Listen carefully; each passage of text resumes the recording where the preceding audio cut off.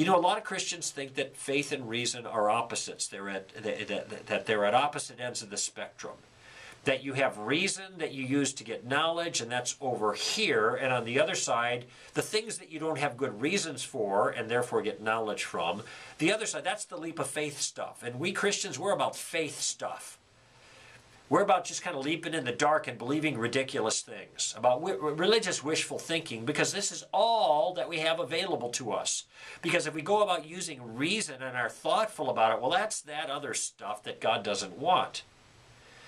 Now, when I put it that way, I think many of you would see, well, that seems a little extreme. That's not quite right. Although many, not so much my listeners, but many others in the Christian world are going to nod their head. Yeah, that's what it's all about. These are the kind of people who say, well, look, if you've got all this evidence for it, then where is room for faith? And so they see faith and reason as opposites. And the relationship might be considered the relationship of divorce. These are two entities divorced from each other, one on either side. And I got this metaphor from David Horner in his wonderful book, Mind Your Faith, which I discussed on a panel with David Horner and Sean McDowell and Craig Hazen and some others. Phil Ryken from Wheaton College, you know, in a panel discussing this book, which I read last week, and it's a wonderful book by InterVarsity Press. And Dave, among other things, in his book, Mind Your Faith, deals with this faith-reason divide in really a great way. And he says it's not divorce, it should be marriage. That is, two partners working together. And I'll tell you more about that in just a moment.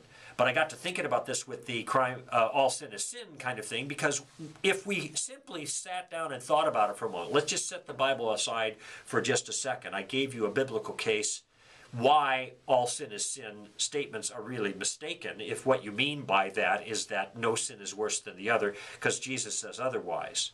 But can't we just take counsel from our own moral intuitions on this one? Can't we just say, you know, that doesn't make sense? Who would believe such a thing? We wouldn't accept such a thing in our own criminal system. Why should we accept it from God?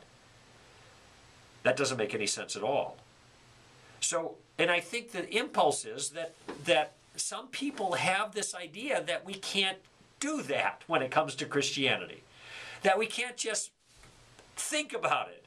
We can't just ask ourselves the question, does that make sense? Because we're people who believe things that don't make sense.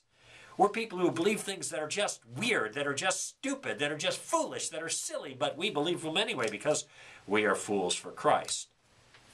Incidentally, that phrase, fools for Christ, in 1 Corinthians and 2 Corinthians possibly.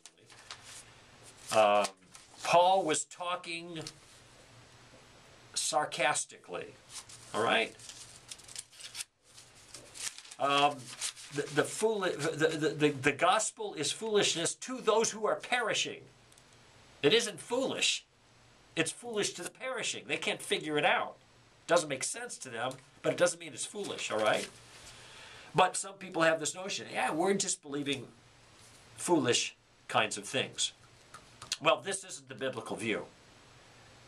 And where in any other place we would never countenance such a thought, well, all crime is crime, so everybody gets the death penalty.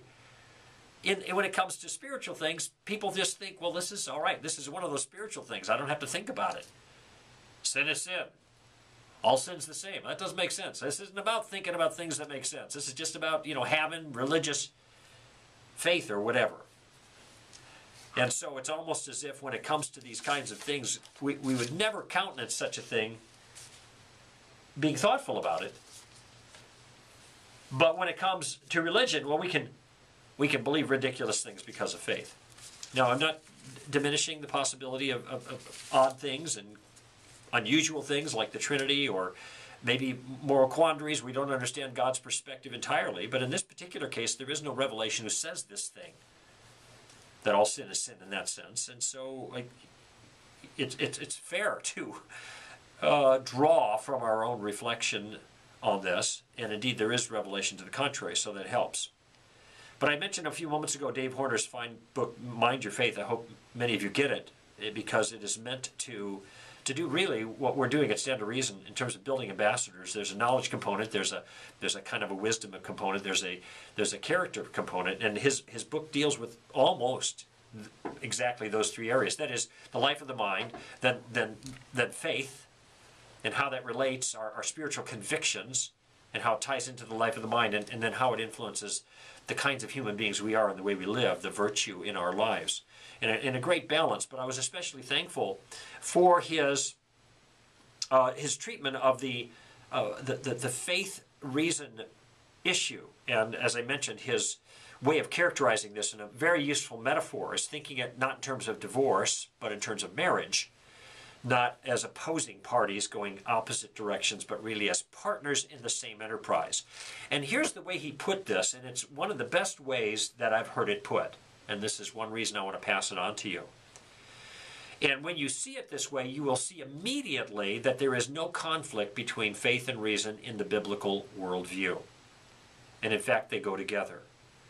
And before I give you this way of looking at it, I just want to note, as he does, that one of the biggest objections that the new atheists have brought against religion is that religious people have blind faith. They believe in things for which there is no evidence. But never, and there ergo the conflict between faith and reason, and they are people of reason, not people of blind faith. But it's curious that, as David Horner points out in his book, Mind Your Faith, that there is no definition of reason that is given in their pieces, that is the new atheist. There is no definition of faith that is given, such that one can compare the definition of reason to the definition of faith and see that there is a conflict between them. And in his book, he does both. He says, here's what reason is, assessing, reasons for a point of view and logical relationships and those kinds of things, and see if there's adequate justification for a belief.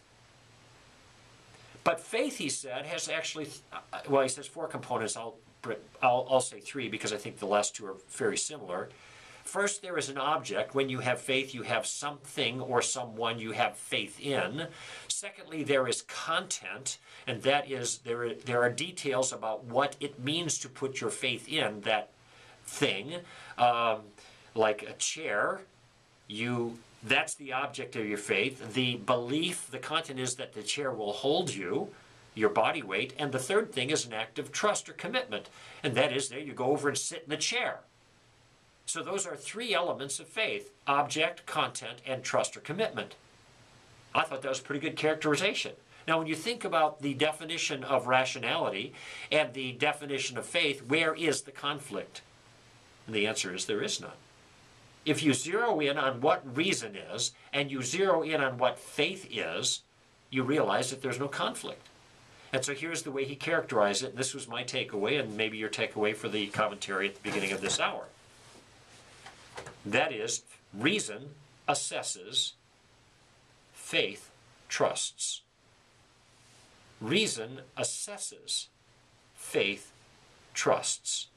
So reason takes a look at something and assesses it, whether or not it is trustworthy, and then faith takes the thing, the object, and believes certain things true about the object, that's the content, and then acts in a trusting way regarding the object in light of the reasons.